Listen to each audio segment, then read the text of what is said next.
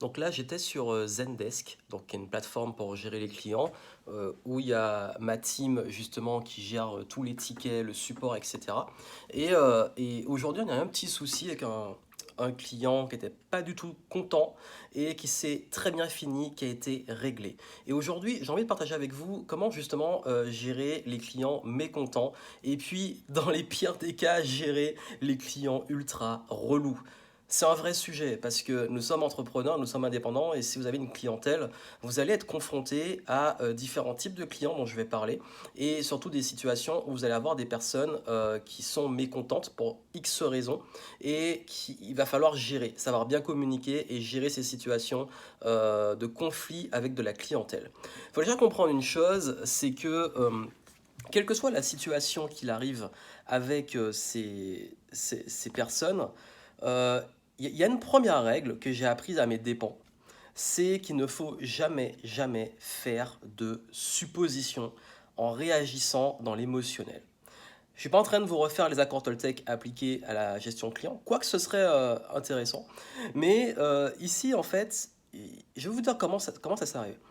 Il est normal, et c'est normal, que par certains messages que vous pouvez recevoir de clients, vous puissiez être énervé ou agacé.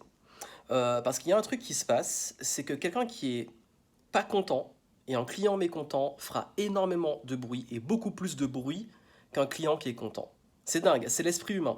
Rappelez-vous si vous avez déjà été mécontent de quelque chose. Ça peut être par exemple, je donne des grands classiques, surtout en France, qui sont la SNCF ou les livraisons de la Poste ou de Chronopost, où on est les premiers à râler publiquement et à dire ouais, leur service c'est un scandale, etc. Quand on n'est pas content, on gueule, surtout en France. Et quand un client n'est pas content, il fera beaucoup de bruit et il peut manifester de la colère. Et ça a pu déjà vous arriver, vous en tant que client, d'avoir ces situations-là. Mais qu'est-ce qui se passe au fond de vous? Pourquoi vous êtes en colère? Qu'est-ce qui fait que vous réagissez comme ça? Et c'est ça que je vous invite à faire. Faire preuve plus d'empathie, de ne pas prendre les choses de façon personnelle et se dire, bon, il y a quelque chose, et justement quelqu'un qui a vécu quelque chose, il s'est passé quelque chose qui a contrarié cette personne et qui l'a mis dans cette énergie-là. Et votre priorité numéro une pour un client mécontent, c'est comprendre qu'est-ce qui se passe. Qu'est-ce qui se passe? Pourquoi la personne est insatisfaite? Pourquoi elle s'énerve? Etc. Donc, gérer un client mécontent, la première chose, c'est de comprendre sa situation, de ne pas aller chercher à juger ou interpréter sa colère ou lui dire de se calmer, etc. C'est de dire, vous êtes énervé, je comprends. Pouvez-vous dire exactement, si c'est pas expliqué, qu'est-ce qui se passe? Pourquoi, comment on peut, qu'est-ce qui se passe? Parce que vous montrez que vous êtes là pour l'aider, pour comprendre. C'est important quand quelqu'un est insatisfait qu'il soit à l'écoute. Et pour vous aussi, pour votre business, de comprendre ce qui ne va pas. Dans le cas typique, ce client était ultra énervé. Ben en fait, c'était tout con. C'est parce qu'il n'avait pas reçu ses accès. À la base, mon assistante qui gère ça, qui gère le support, lui a juste envoyé les accès. Et la personne était encore plus mécontente parce que apparemment il y avait un problème, il n'y avait pas tout, alors qu'elle avait vu qu'il y avait ça. Et du coup, elle m'a transmis le ticket, elle m'a contacté pour me dire, ben voilà, ce que tu peux, enfin, et je lui ai dit que si vraiment ça devient un peu plus compliqué de me dire, pour que je sois là, parce qu'en fait, quand les personnes achètent, bah, ils savent que je suis derrière et ça les rassure de voir que je suis là aussi. Donc du coup, j'ai essayé de comprendre ce qui allait pas. En fait, c'est juste que cette personne avait, enfin, il y avait un truc qu'elle n'avait pas compris, qui a été expliqué très rapidement, et puis j'ai mis ça dans les process. On était passé à côté. C'est très rare que ce problème arrive, mais il est arrivé. Et finalement, il était content, il s'est même excusé d'avoir été en colère. Mais il faut se mettre à la place de la personne. La personne a mis de l'argent. La personne a payé. Vous imaginez, vous payez, vous mettez votre truc de carte et votre truc il n'arrive pas, ou il y a un problème, ou c'est pas ce que vous attendiez. C'est normal de pas être bien, c'est normal. Et ça, c'est déjà comprendre et régler le souci. Maintenant, il va arriver différents types de clients. Il y a les clients qui ont une bonne raison de ne pas être contents.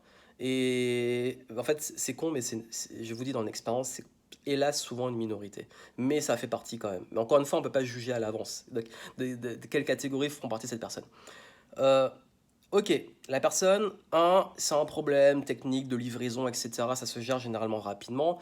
Maintenant, vous allez aussi avoir des personnes qui sont insatisfaites de votre produit. Je sais que ça peut être dur pour vous, vous avez mis tout votre cœur et tout. Après, il faut savoir une chose, c'est que tant que vous n'avez pas un certain volume pour identifier si vraiment c'est récurrent ou si... voilà, si vous avez des clients qui sont contents, il y en a un qui n'est pas content, ne le prenez pas, ne remettez pas en question tout votre business et votre produit. Ça arrive. Maintenant, Si la personne n'est pas contente pour le produit, comprendre pourquoi. Par exemple, moi, ce qui peut arriver, généralement, quand les gens ne sont pas contents de mes formations notamment, euh, je vous dis une chose, généralement, là je suis transparent pour vous, généralement les gens qui sont le plus souvent pas contents, c'est des produits à moins de 100 euros, voire à moins de 50 euros. Donc c'est pas toujours ceux qui mettent plus cher, mais c'est pas le sujet ici, c'est pas le sujet, mais c'est pas toujours les clients les plus haut de gamme qui sont les plus demandeurs ou qui vont causer le plus de problèmes. Mais encore une fois, c'est pas une question de je passe plus en termes d'expérience de ce qui va se passer. Maintenant, ces personnes-là, ok. Même si elle a payé moins de 100 euros, elle a payé. Et selon chaque budget, chaque personne, ça peut être beaucoup pour des personnes. Et ça arrivé que des personnes me disent, bah en fait, ce qu'il y a dans le programme, je savais déjà. Il y a plein de trucs que je savais, et j'ai pas appris grand-chose. Donc du coup, là, je comprends que, bon, quelque part, c'est pas trop ma responsabilité, à part sur un point que je vais expliquer. Mais bon, cette personne, je peux pas anticiper, c'est une question de compatibilité en fait. C'est que la personne, bah, si elle se forme beaucoup sur le sujet, par exemple, j'ai quelques livres derrière moi, bon, je suis pas, là je suis à mon bureau, j'ai pas tous mes livres, mais si vous voyez ma bibliothèque dans l'autre vidéo, la majorité des livres, je sais là tout ce qui, enfin, il y a plein de trucs qui se répètent. Pas pour autant que je demande le remboursement du livre, mais ce qui veut dire quand même que cette personne est déçue. Donc je vais essayer de comprendre quelle était son attente, qu'est-ce qui fait qu'elle a acheté, et qu'est-ce qui fait que dans mon argumentaire, ma promesse, elle a considéré elle avait une attente qui était plus élevée que ce que j'ai délivré. J'avoue que c'est très rare, hein, mais ça arrive. Parce que généralement, ça arrive sur des personnes qui sont déjà bien formées et bien avancées. Donc du coup, moi, quand j'ai compris le truc, bah, j'ai compris que c'est ma responsabilité d'annoncer dans mon argumentaire que peut-être que si vous êtes tel niveau, c'est pas pour vous. Par exemple, ça peut être un exemple parmi d'autres, parce que je peux pas faire tous les cas de... Je donne des exemples. Mais tout ça pour vous dire que parfois, il faut aussi prendre ses responsabilités. Ben, si c'est un client sur plein, c'est un cas isolé, ça arrive. Généralement, c'est un problème de compatibilité, comme je l'ai dit. Et vous pouvez les gérer dans vos FAQ, comment vous filtrez votre marketing, ou ça peut encore, ça arrivera toujours. C'est pas grave, parce que ces gens-là, généralement, moi, ce que je fais, c'est que je leur propose d'autres compléments qui peut-être sont plus ce qu'ils attendaient, ou alors se tromper de programme. Il y a un autre programme qui répond plus, ben, je vais les transférer dessus. On trouve toujours des solutions. Il y a toujours des solutions en fait. Après, il y a bien entendu une catégorie qui existe et qui, elle, est dans la catégorie, oui, on peut le dire, les clients relous. Ça, c'est un mindset. C'est des gens qui font ça, je pense, avec tout et qui ont un état d'esprit comme ça. Euh, Quand je vous dis que ceux qui sont de bonne foi sont en minorité, c'est sur le web. Pourquoi? Parce que généralement, sur le web, les gens, bon, ils comprennent les codes et tout, et ceux qui vont causer problème, c'est sur un truc, c'est ceux qui achètent et demandent le remboursement tout de suite alors qu'ils n'ont rien consommé, ils n'ont rien fait, ils attendent des miracles en fait, et tu sais que c'est de la mauvaise foi parce que t'en as qui veulent juste le truc gratos en étant remboursé, t'en as qui... Enfin, et là c'est tellement souvent...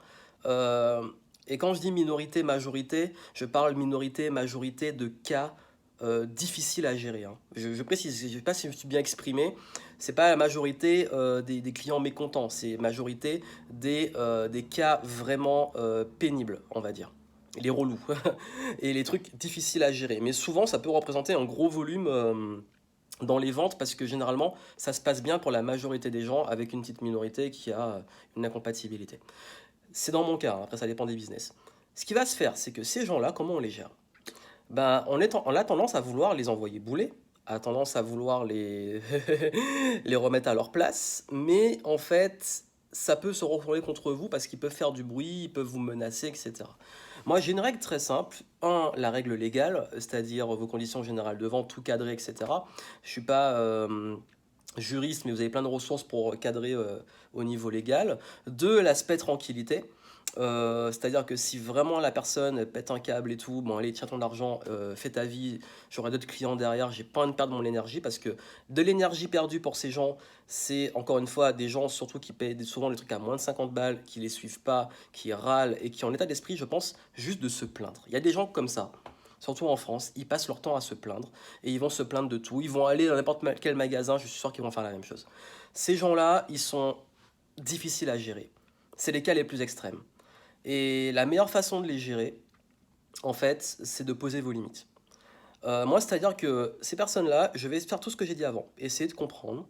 Mais si tu vois que la personne, malgré que tu as essayé de comprendre le problème, l'incompatibilité, elle continue la mauvaise foi, ben, faut juste laisser tomber en fait. Après, c'est un peu du cas par cas, mais moi j'ai des consignes qui sont à mon support que ces personnes-là, en fait, on les connaît, on voit les patterns revenir. Sans faire de suppositions, ça se répète. Là, je vous parle d'expérience. Bah écoute, pas de souci, t'es pas content, ben qu'est-ce que tu veux? Va voir ailleurs en fait. Ou dans le pire des cas, tu tiens ton argent et puis voilà quoi. Et puis du coup, bah je sais, je peux comprendre, c'est frustrant, c'est pénible, mais cette personne perdue, vous allez retrouver plein d'autres bons clients. Je vous dis, la plupart des gens sont respectueux, voilà. Euh, Si quelqu'un fait du bruit, n'est pas content, c'est pas qu'il est comme forcément comme ça, c'est juste que on est tous comme ça en fait. Quand on paye quelque chose, on attend en retour, si on l'a pas, on est déçu. Après, il y a des gens qui ont un certain mindset, qui prennent pas leurs responsabilités, qui, euh, qui peut-être râlent tout le temps. Il y en a d'autres qui comprennent. Moi, il y a plein de trucs que j'ai acheté, j'étais déçu, j'ai rien dit, et puis je m'en fous. En fait, moi, ma règle, si je suis déçu chez quelqu'un que j'ai acheté, je vais pas aller ruiner sa réputation, je vais pas aller demander remboursement, etc. Je vais juste plus retourner, en fait. Je vais plus acheter. Mais ça, c'est une question de mindset, tout le monde l'a pas. Donc vous, dans vos process de support client, si vous avez des gens comme ça, appliquez ce que je vous ai dit et je pense que ça va déjà vous rendre beaucoup et créer des process en fait de support et ça va vous rendre beaucoup plus serein sur un concept sur lequel je vais finir qui est que dans le meilleur des cas, moi ce que je vous recommande dans la gestion client, c'est de toujours focaliser sur ce qui compte. Si vous avez une majorité de clients avec qui ça se passe bien, focalisez sur eux. Si vous avez ces cas extrêmes de mauvaise foi, irresponsables, etc., ne remettez pas votre business en question à cause d'eux. Si vous avez des cas qui se passent mal, gérez-les bien. Les clients mécontents, gérez-les bien comme je vous ai dit avant. Mais gardez votre énergie pour les bons clients et améliorez les choses avec les clients mécontents parce qu'il faut, par respect pour les personnes qui investissent, toujours délivrer et comprendre ce qui ne va pas. Et c'est comme ça que vous allez réussir à développer votre business. Et moi, je peux vous dire, j'ai eu plein de clients à qui c'est arrivé. Quand je dis plein, c'est pas une majorité. Encore une fois, c'est le cumul des 10 dernières années. Euh, la majorité des gens qui à un moment étaient peut-être pas contents sur un truc par incompatibilité ou il y a un truc qui s'est mal passé, comme ils me l'ont dit quand j'ai essayé de comprendre, bah, j'ai amélioré les choses et aujourd'hui ils sont toujours clients. J'ai un cas une fois d'une personne qui avait pas reçu mon livre en fait, qui ensuite quelques années après, enfin elle avait reçu pardon un ancien livre, elle a perdu. Et du coup, après, elle a redemandé, et puis tu peux dire, mais non, en fait, t'as acheté mon livre, le livre n'est plus disponible, ben, c'est pas ma responsabilité 3 ans après. Qu'est-ce que j'ai fait? J'ai dit qu'on lui envoie mon nouveau livre, ben, cette personne est devenue client de plein d'autres de mes produits. Personne ne vous oblige à faire ça, mais c'est pareil pour les événements. Vous savez, il y a plein de gens, et je vais peut-être finir sur cet exemple-là qui va vous parler, qui peuvent pas venir à votre événement et qui demandent remboursement de leur place.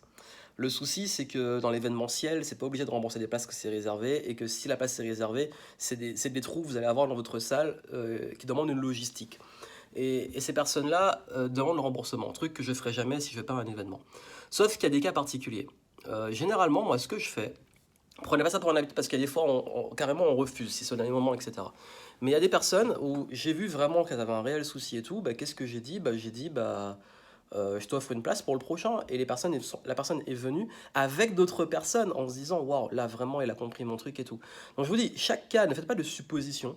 Chaque cas est particulier. Comprenez la personne, comprenez ses intentions, comprenez ce qui se passe. Si l'intention est mauvaise foi, irresponsable, etc., vous savez à qui vous avez affaire. Si dans la majorité des cas, l'intention elle est bonne, il y a vraiment un souci, etc., soyez à l'écoute, corrigez, améliorez et vous allez vous faire des clients fidèles. Voilà ce que je voulais vous donner sur comment gérer les clients mécontents. J'espère que ça vous aidera. Et n'hésitez pas à vous abonner, à me suivre sur YouTube, Instagram et le podcast pour recevoir des conseils réguliers. Là, c'était spontané. Je me suis dit vraiment, vu qu'on a eu ça en ce moment, bah, je voulais vous en parler et vous donner ce petit conseil parce que je ne crois pas en avoir parlé récemment en tout cas ici et c'est un sujet qui est important.